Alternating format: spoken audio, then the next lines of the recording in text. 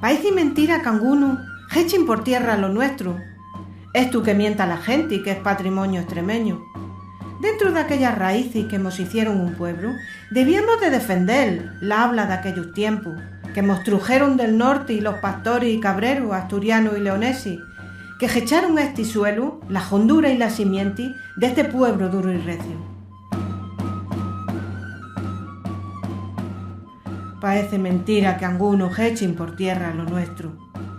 Este mou de palral que tuvo nuestro abuelo, que es patrimonio y cultura, tesoro de nuestro pueblo, que hay que cuidarlo de siempre y defenderlo y protegerlo, lo mismo que las costumbres, pinturas y documentos, arroyos, montes y ríos, escritos y monumentos. Y así debemos palrar, con mucho orgullo y sin miedo, y saber que hablando asina, decirlo fuerte y recio. No es palrar mal castellano, es palrar bien extremeño.